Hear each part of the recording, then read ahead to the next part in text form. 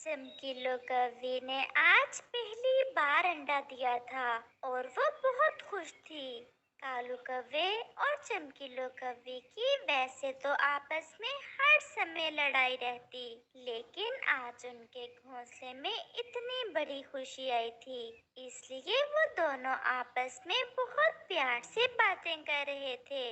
कालू जी, मैं चाहती हूँ कि मेरे अंडे से जो छोटा सा कौवा निकले वो बहुत अच्छा पक्षी बने। चमकीलो, बेटा हो या बेटी, कौवा हो या कौवी, वो हमारा खून होगा। हम उसकी प्रशिक्षण अच्छे से करेंगे। और तुम भी खुद को थोड़ा बदलो, कहीं ऐसा ना हो कि हमारे इस अंडे से निकलने वाला बच्चा भी तुम्हारे जैसा हो जाए। कालू जी, जो भी कह लो, आज खुली छुट्टी है तुम्हें। मैं बिल्कुल भी तुमसे लड़ाई के मूड में नहीं हूँ, क्योंकि मेरा सुंदर सा छोटा सा कौवा जो आने वाला है अब। चलो तुम अब इस अंडे की अच्छे से रक्षा करना। और फिर कालू कौवा चमकीलो कौवे के लिए भोजन ढूंढने चला जाता है। कालू कौवा भोजन ढूंढते ढूंढते नदी की दिशा में चला जाता है, लेकिन उसे कहीं से भी भोजन नहीं मिलता। वो थक हार कर एक पेड़ पर बैठ जाता है और फिर वहाँ मीनू चिड़िया और कबूतर आ जाते हैं। कालू जी, कैसे निराश होकर बैठे हुए हो? क्या बात है? सच सच बताऊं? कौवे भैया, हमें हमेशा सच ही बोलना चाहिए, कभी मजाक में भी झूठ नहीं बोलना चाहिए, क्योंकि एक झूठ बोलकर उसे छुपाने के लिए हमें 1000 झूठ बोलना पड़ता है। चिड़िया, आज चमकीलो ने अंडा दिया है।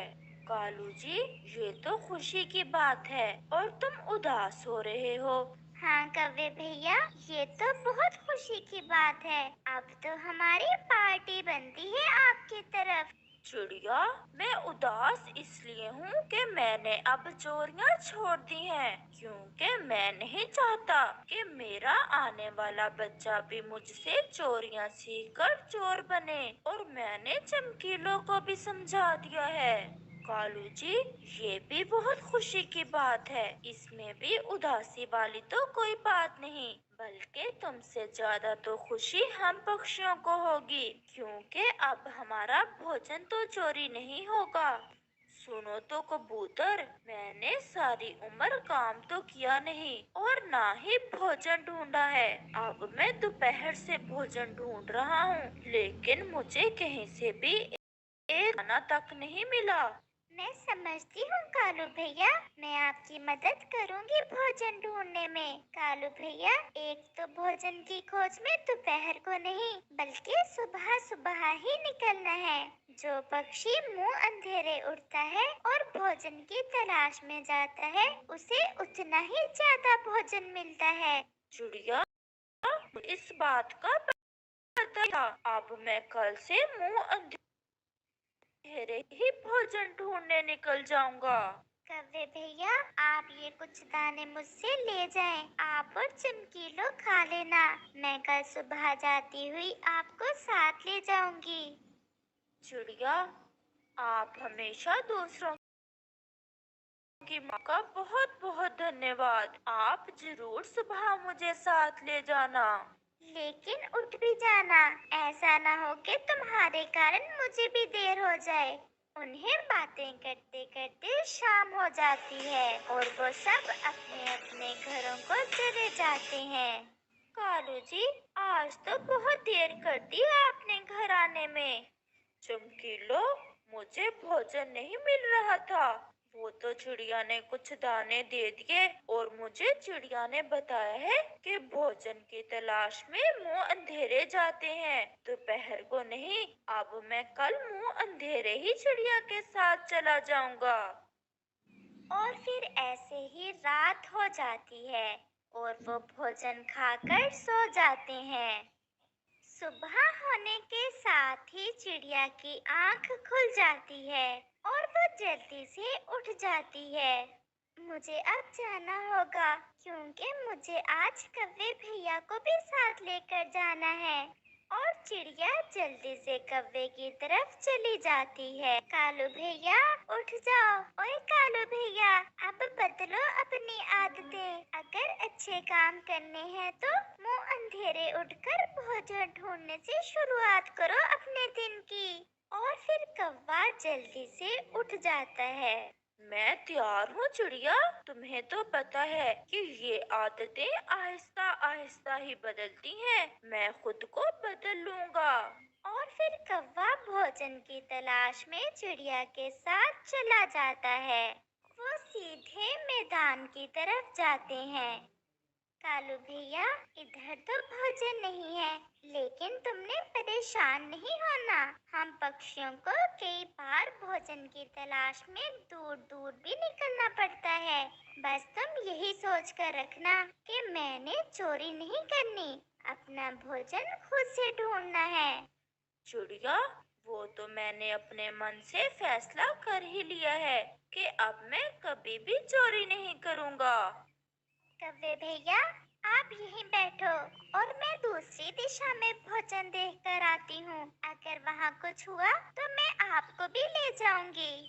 और फिर चिड़िया दूसरी दिशा में चली जाती है।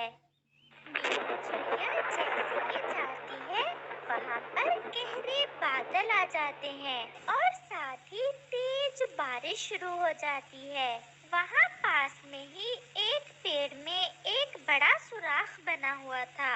कालू कौवा उसमें बैठ जाता है। कालू कौवे का ध्यान सामने पेड़ के नीचे पड़ता है, जिसके नीचे कबूतर का एक छोटा बच्चा घोंसले से गिरा पड़ा था। कौवे ने तो अच्छे काम नए शुरू किए थे, इसलिए कौवा बहुत खुश होता है कि उसे कोई अच्छा काम करने को मिला। और फिर कौवा जल्दी से तेज बारिश की परवाह किए बिना उस बच्चे को अपनी चोंच से बहुत प्यार से उठाकर घोंसले में वापस रख देता है।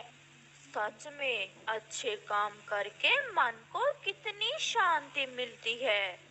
कौवा जैसे ही वापस अपनी जगह आता है तो हैरान रह जाता है कि पास में ही चावल का ढेर लगा हुआ था, जो पहले तो वहाँ ना था।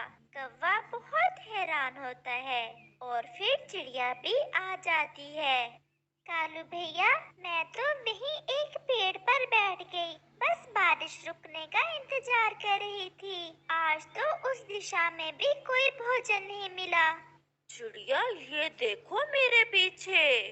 और चिड़िया ऐसा देख हैरान हो जाती है कि वहाँ तो चावल का ढेर लगा हुआ था। कव्वे भैया, इतने सारे चावल कहाँ से ढूंढने? चिड़िया, वो सामने कबूतर का बच्चा गिर गया था घोंसले से। मैं तो उसे घोंसले में वापस रखने गया था, लेकिन जब आया तो यहाँ चावल थे। लेकिन मुझे तो कोई समझ नहीं आई कि चावल कहाँ से आए। कालू भैया, लेकिन मैं समझ गई हूँ, एक अच्छा काम किया है जो कबूतर के बच्चे को हिफाजत से उसके घोंसले में रख दिया। भगवान ने आपको ये चावल अच्छा काम करने की वजह से दिए हैं और भगवान बहुत खुश हुआ है आपके इस काम से। क्या मीनू, क्या अच्छे